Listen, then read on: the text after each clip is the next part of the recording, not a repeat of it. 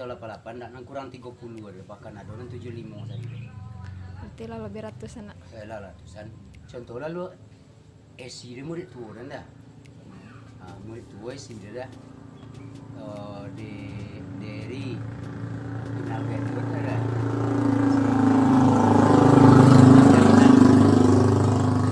Ya, pengalaman sampai 88 lah.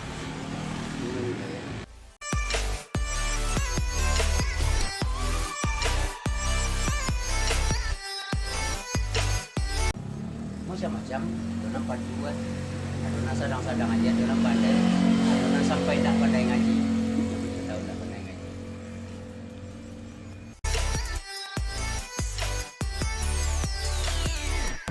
Pertama dinasihati saya lunak, kemudian di Korea itu selanjutnya bahkan langsung kali dan tulak aja lah.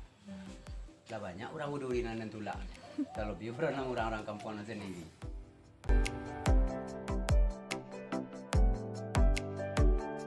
Pertama kini kosan dan mengajikan untuk kalian bukan untuk orang lain.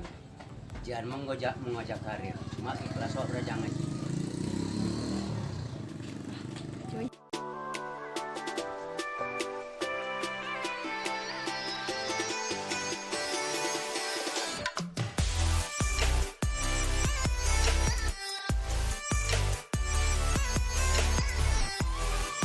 Puan anak dia nak pandai mengaji, tahu jo agama, lancar mengaji, tahu jo tanda panjangnya, nan berdomuang.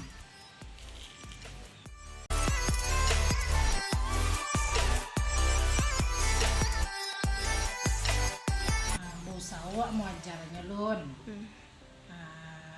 wak ajar lun bak pernah dapik kaji deh, disuruh rajin-rajin mau lancar kaji. Kecuali nak main-main deh, kalau ndak juga dapet kajian baru bunyian.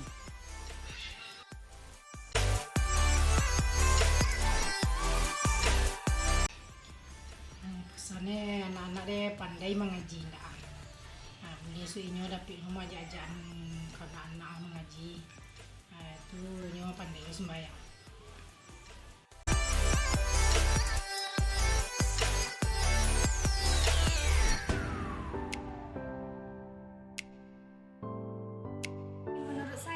Pendidikan surau adalah pendidikan yang paling utama dan paling terpenting bagi anak, karena seperti yang kita ketahui bahwa bahwasanya surau itu merupakan suatu fasilitas ataupun yang menjadi sarana dan prasarana bagi seorang anak dalam mempelajari Al-Quran.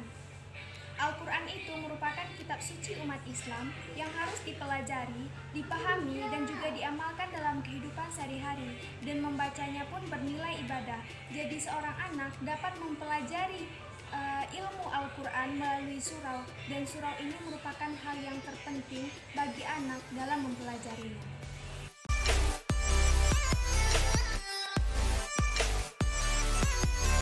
Menjelaskan tentang dampak surau bagi saya sendiri.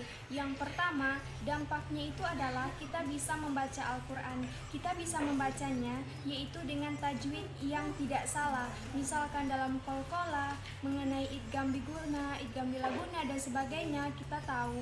Dan juga ketika membaca Al-Quran, jika kita membacanya salah, maka artinya juga salah. Maka dari itulah kita mempelajari Al-Quran di dalam surau, dan di sanalah kita mempelajari bahwasanya kita bisa mengubah pola pikir kita menjadi pola pikir yang lebih baik dengan membaca Al-Quran. Dengan Al-Quran kita bisa mengubah hidup kita, dengan Al-Quran kita bisa menjadi lebih baik lagi. Dan dengan Al-Quran, ketika kita mempunyai masalah kehidupan, kita bisa membaca kembali Al-Quran, kita bisa merenungkan, dan juga kita sadar bahwasanya Al-Quran itu merupakan sesuatu hal yang penting di dalam hidup kita. Kemudian yang kedua, yaitu menjadikan anak-anak yang mempelajari Al-Quran bukan hanya sekedar membaca, tapi juga diamalkan di dalam kehidupan sehari-hari.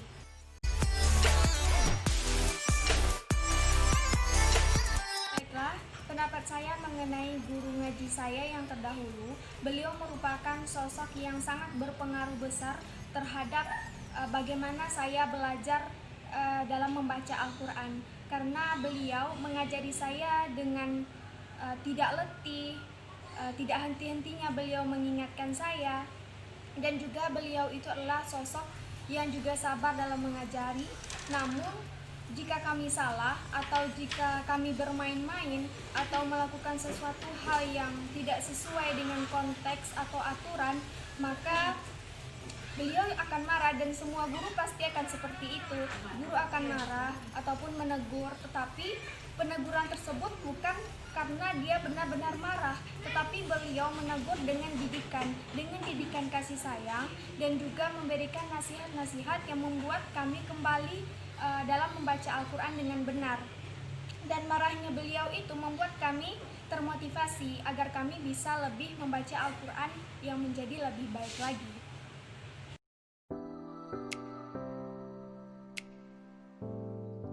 Menurut saya tentang guru ngaji yang pemarah itu adalah sah-sah saja, karena itu juga merupakan kesalahan kami, karena kami bermain-main dalam mengaji dan melakukan hal-hal yang tidak sesuai dengan aturan. Makanya beliau marah.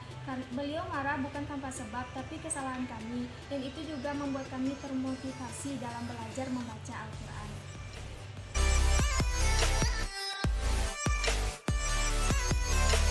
Pada adik-adik, yang pertama yaitunya jangan berhenti dalam belajar membaca Al-Quran, karena Al-Quran itu merupakan kitab suci umat Islam dan harus kita pelajari, kita pahami, dan kita amalkan dalam kehidupan sehari-hari. Yang kedua, pesan saya, jangan pernah mengeluh, jangan pernah putus semangat, karena membaca Al-Quran itu adalah pahala bagi kita. Dan yang ketiga, jangan pernah dongkol terhadap guru yang pemarah atau apapun itu yang tidak disukai, karena itu untuk kita juga, untuk keberhasilan kita dalam belajar.